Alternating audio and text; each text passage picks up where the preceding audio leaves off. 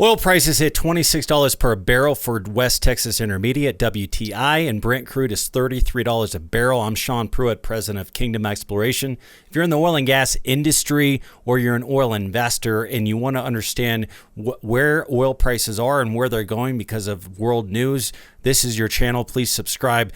Oil prices dropped from the 30s down to 26 because, quite simply, the meeting that was supposed to take place between Saudi Arabia and Russia did not happen. And quite simply, there is some discrepancies in the discussion here. Russia is ready to hold a constructive talks aimed at stabilizing oil markets, and those talks don't have an alternative, Vladimir Putin said. So he's really changed his tune. Saudi Arabia and Putin said they went from pumping as much oil in the markets as they could and saying, hey, we could last forever, we're going to outlast each other, and I have no plans in stopping, to all of a sudden Vladimir Putin's making statements like, hey, we're ready to hold constructive talks. Okay, quite simply, Trump is a master negotiator. He put the fear in them with tariffs, with sanctions, and a whole host of things. Who knows what else Donald Trump told Putin. Saudi Arabia, Russia, and many other oil producers were set to video meet on Monday to discuss ways of supporting collapsing oil prices by potentially cutting 10 million to even 15 million barrels a day. Okay, now Trump, there was no way that they would ever come to the table to negotiate until Trump started putting pressure on them. I just love how Trump operates against these guys. I would use tariffs if I had to. I don't think I'm going to have to, President says. Okay. President Donald Trump on Sunday said he would take the dramatic step of imposing a tax on foreign oil if Saudi Arabia and Russia can't settle their ongoing dispute that has led to the collapse of global energy prices. If they don't get along, I would do tariffs, very substantial tariffs, Trump told reporters Sunday at the daily White House coronavirus briefing, referring to Russia and Saudi Arabia. We would essentially be saying, we don't want any foreign oil, the president said. This would help save the U.S. oil and gas industry with tens of thousands of jobs, he added. So it's a very smart move by Donald Trump to put that kind of pressure on them, to force them to negotiate. But one of the things that Russia's saying right now is, hey, listen, we'll agree to cut 1 million barrels per day, but only if the United States joins the cuts. And so Russia's just trying to sweeten the deal. So basically, hey, we're going to cut production, but you have to do this, Donald Trump. Donald Trump isn't going to succumb to his demands. Donald Trump is the only one that has a leg to stand on, as we are the world's most powerful economy. We have central banking systems in every country except for North Korea and Cuba. And we are the only ones that could slap sanctions on anybody we please, okay? And if we put tariffs on foreign oil, it would greatly reduce the demand for foreign oil. You better believe it. So they have no choice but to negotiate. And on top of that, Russia and Saudi Arabia are running out of room. Their tanks of oil are filling up too quickly. So what are they going to do when they fill up? They're going to stop producing oil. So we either stop producing oil by negotiating at the table, or it happens naturally because they can't sell their oil fast enough. Okay, bottom line. So here's what's going to happen. Okay, Saudi Arabia and Russia are either going to end this little love spat and negotiate, or Donald Trump's going to have to put more pressure on them. Okay, what's going to happen? Well, they're going to reduce oil output.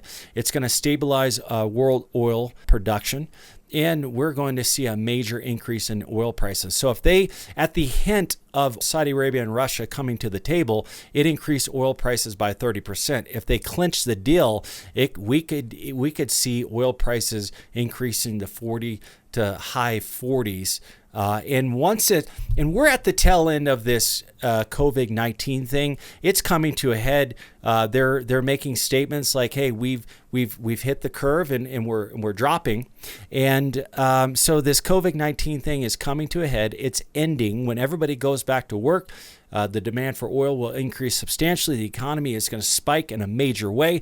Everybody's waiting for this COVID-19 thing to end, and then they're going to dump a ton of money in the stock market. Now, and of course, the demand for oil is going to increase substantially, thus causing oil prices to go up dramatically.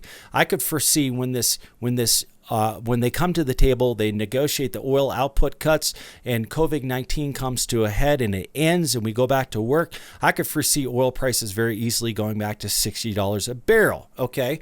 Now, with that said, everybody's going to be dumping a bunch of money in the economy, in the stock, but oil is going to continue blackballed because there is a lot of things going on that cause people not to want to invest in oil and gas, okay? There's a major oil and gas divestment going on. Over the last several years, they would have been better off putting their money in the bank and not drilling any shale at all because they've just only lost, okay? It doesn't make any sense. I mean, the only thing shale has done is given us security. It's giving us, taking us off foreign oil dependency. But at the end of the day, if you're an investor in shale, you lost. Are you going to invest in shale now that everything's all rosy? No, you're not, because you're not going to make money. You're just not going to make money.